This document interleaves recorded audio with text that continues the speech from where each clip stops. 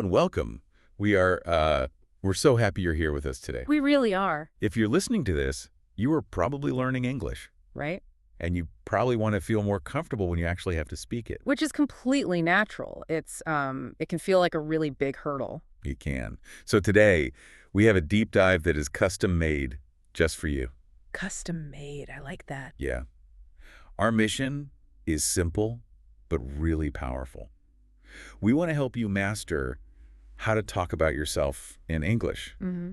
without getting nervous Mm-hmm. and, without freezing up and forgetting what to say. It's a great mission because talking about yourself can feel, well, intimidating when you're using a new language. Oh, absolutely. You feel like everyone is judging your grammar or maybe your accent. Yeah, that pressure is real. But it doesn't have to be a scary experience. In fact, it can be a really fun way to connect with people. I completely agree. To guide us today, we're using some fantastic source material. We are, We're looking at a 3-part script series from the Mr. English channel. which is a great resource. It really is. This series is specifically designed to teach the fundamental building blocks of a personal introduction. And it doesn't just give you a boring list of grammar rules to memorize. Why? No one wants that. No. Yeah. It shows you exactly what to say step by step using real-life examples. Okay, let's unpack this. It's good that we're taking our time to really break this down. We need to understand the why behind these phrases because introducing yourself is the single most common situation you will face in English. It happens everywhere. Think about your daily life. You might be at a party with friends of friends. Or you might be starting a new job and meeting your team. Exactly. Or maybe you're just meeting a new neighbor in the hallway. Yeah. You constantly have to tell people who you are. It's the absolute first step to making any kind of connection. Right. You can't really build a friendship without opening that first door. So let's begin building our introduction.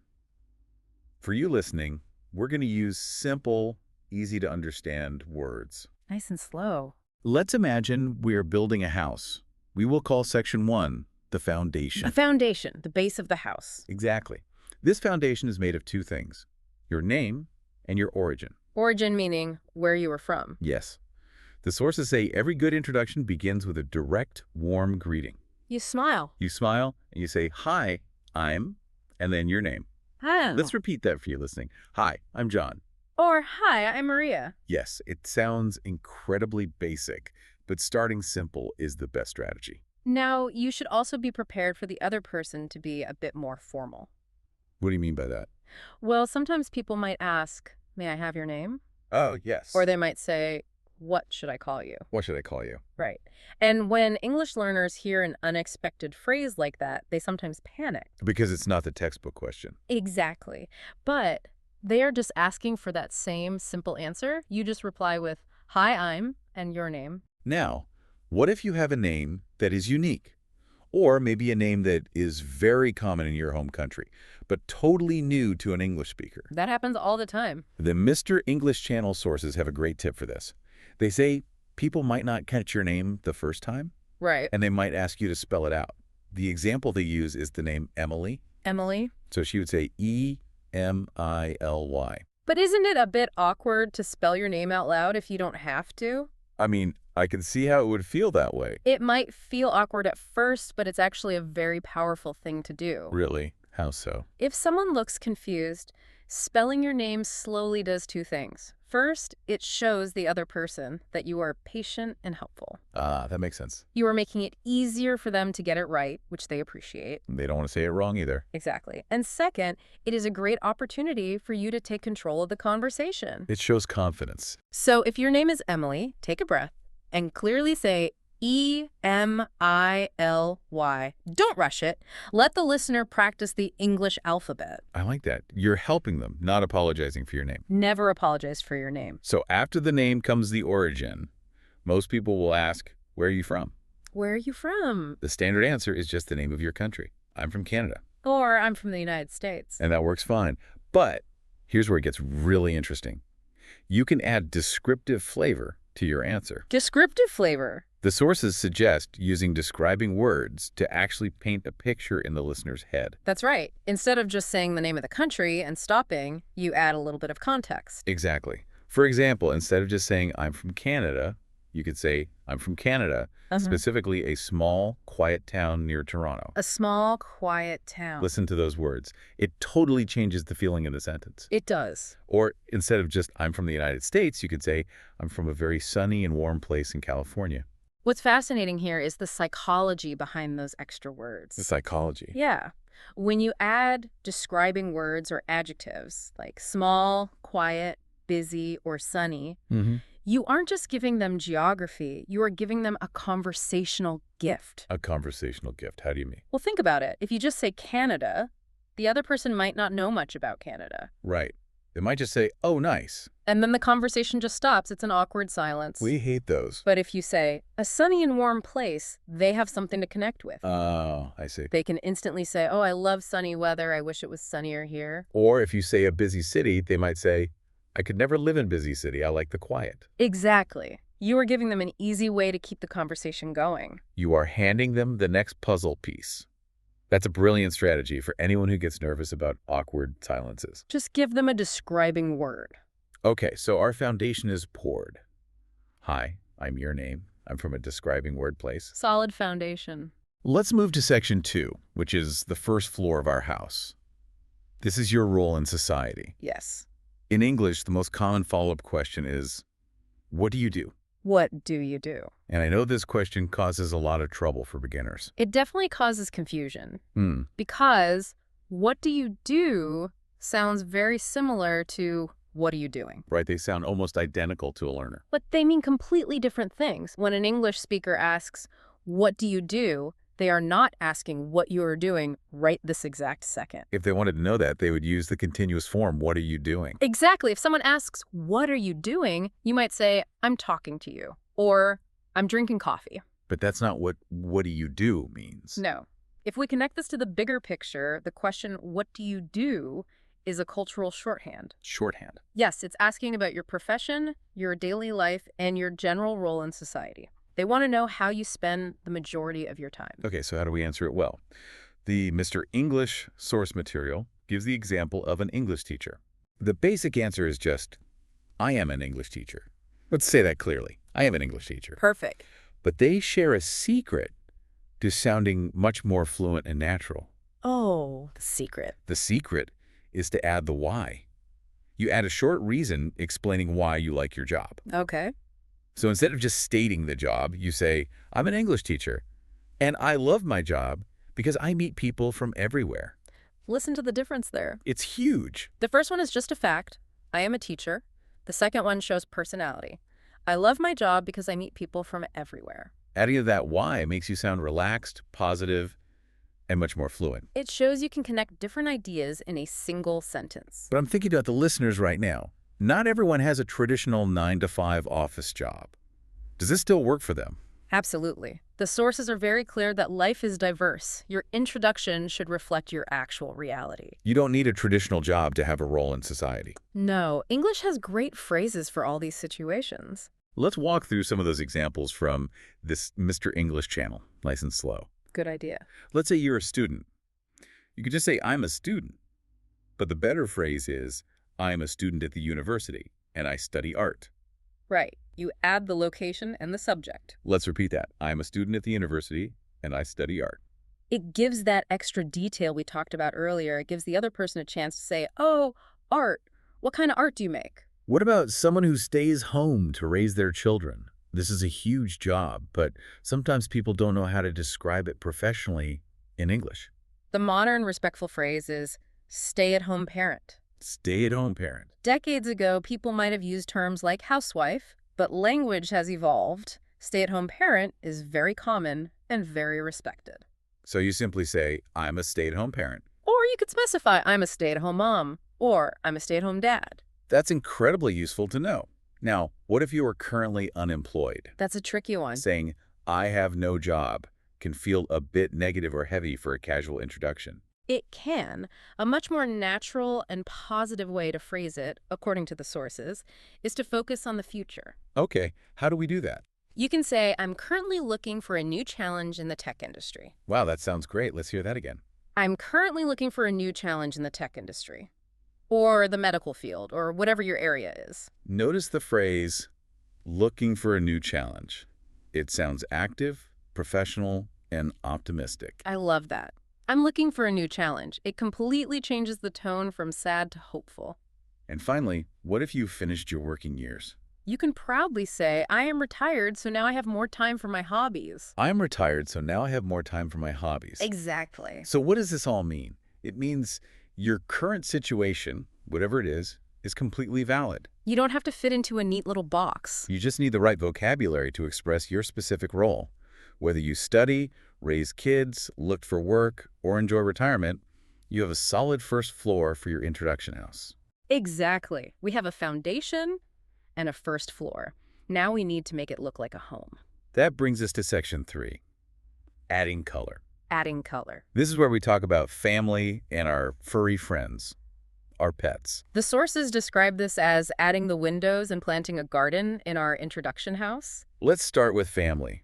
You don't have to give your whole family history, just simple phrases about size. Right. You could say, I come from a small family, or I have a big family with 3 brothers. You can also easily mention your birth order. Birth order. That just means where you fit in among your siblings, right? Exactly. You could say, I'm the oldest, meaning you were born first. I'm the oldest. Or I am the youngest, meaning you were born last. I am the youngest. It's a tiny detail, but culturally, people love talking about birth order. They might reply, oh, you're the oldest. Me too. We always have to be the responsible ones. It's another conversational gift. It really is. Now, what about pets? The sources put a big focus on this. They suggest that mentioning a pet is actually a really smart strategy when meeting English speakers. It is a very smart strategy. In many English-speaking cultures, pets are truly considered part of the family. They really are. If you bring up a dog or a cat, it acts as the ultimate icebreaker. People instantly soften, they smile. It takes a conversation from feeling formal and stiff to feeling warm and human. The Mr. English channel gives us 2 perfect examples. For a cat, you can say, I live with my cat, Luna. I live with my cat, Luna. Short, easy, and gives the cat a name. Giving the name is important, isn't it? Yes, naming the pet makes the story real. I live with my cat, Luna, sounds much friendlier than just, I own a feline. Definitely. And for a dog, the source example is, I have a dog named Max. He's my best friend. He is my best friend. That's such a lovely phrase to use. I have a dog named Max. He's my best friend. It shows vulnerability and a big heart. It's a great way to show your personality without having to explain your whole life philosophy. You just say you love your dog. Okay, so our house is looking great. We have the foundation, the walls, the windows, and a garden with a dog named Max running around. It's a beautiful house. We are ready for section 4, the finishing touches.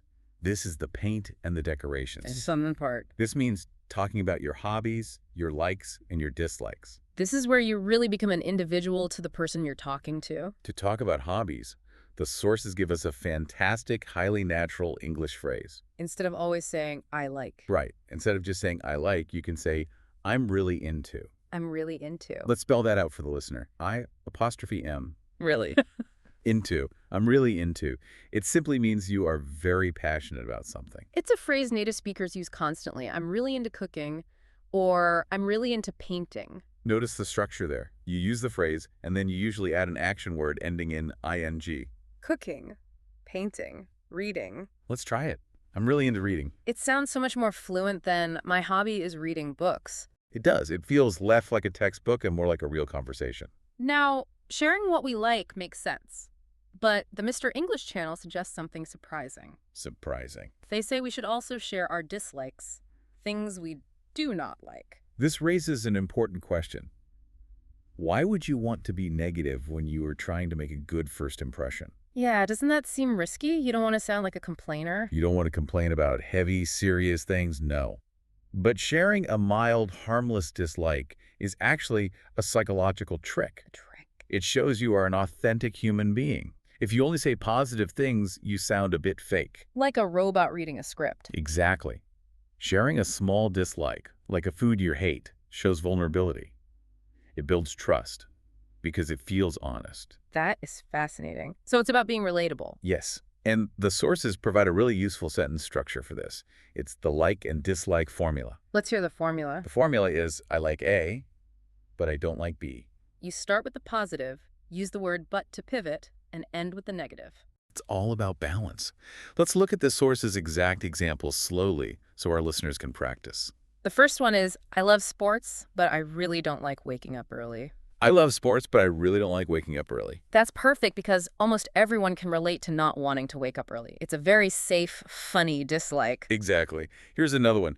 I love Italian food, but I don't like spicy food. I love Italian food, but I don't like spicy food. You give them a clear picture of your taste. And the last example. I love pizza, but I don't like olives. I love pizza, but I don't like olives. It's such a specific detail. And if the person you're talking to also hates olives, you've just created a mini alliance. You instantly bond over this shared dislike. It's so true. Shared dislikes bring people together just as fast as shared hobbies. They really do. So, we've gathered all of our building blocks. We have the name, the descriptive origin, the daily role, the family, the pets, and the likes and dislikes formula. We've reached section 5, bringing it all together. This is where we see the final result. When you connect these short, simple sentences, they create a beautifully fluent introduction. Let's demonstrate these full introductions directly from the Mr. English channel. We want you, the listener, to hear how the rhythm flows. Don't worry about memorizing every word right now. Just listen to how natural it sounds when the pieces are connected. I'll read the example for Emily, Yeah. and my expert friend will read the example for Paul. Listen carefully. We're ready. Hi, everyone. My name is Emily. I'm from a busy city in the UK, and I'm 25. I'm an art student. I live with my cat, Luna. I'm really into painting and reading. I love pasta, but I don't like spicy food. Nice to meet you. It flows so well. It's packed with information, but none of the sentences are overly complicated. Oh, you read Paul's full introduction. Hello, I'm Paul, 28, from sunny California. I'm an English teacher. I have a dog named Max. I'm into cooking and soccer. I love pizza, but I don't like olives. You hear how that works? Paul's sentences are actually quite short.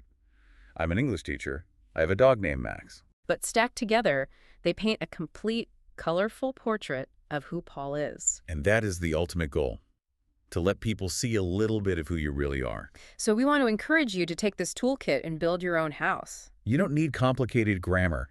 You just need to figure out your own personal building blocks. Let's recap them quickly. Number 1, your simple greeting and name. Hi, I'm Number 2, where you're from, plus a describing word like sunny or quiet. Number 3, your current role in society, whether you're a student, a parent, or looking for a challenge. Number 4, a mention of your family size or a beloved pet. And number 5, a hobby you're really into, and a balanced sentence about what you love and what you don't like. If you organize your thoughts using those 5 steps, the next time someone asks, tell me about yourself, you won't freeze. You'll know exactly which door to open. It's all about preparation. As we wrap up our deep dive today, I want to leave you with one final thought to mull over. Something to think about. The Mr. English channel sources describe a good introduction as a key that opens the door to a new friendship. I love that metaphor. It's a great way to look at it. When you share these specific facts, Like the olives. yes, that you hate olives, that you're from a quiet town, or that you're looking for a new challenge, you aren't just reciting data. You are literally handing the other person a collection of keys. You are saying, here are 5 different ways we might connect. Pick one. It's a generous way to communicate. You're making it easy for them to be your friend. Exactly. So my question for you, the listener, is this. Look at your own life and the introduction you're going to build. Which specific detail about your life do you think is your best key? What is the one detail that is most likely to unlock a brand new connection with a stranger? Is it the fact that you're the youngest of 5 siblings? Is it your passion for baking? Or maybe it's your absolute hatred of waking up early. Find your best key, and the next time you meet someone new, don't be afraid to hand it to them. It's been a pleasure diving into this with you today. Remember that true fluency isn't about perfect grammar. It's about confident connection. You have the tools now. Thanks for joining us on this deep dive. Keep practicing, keep building those connections, and we'll catch you next time.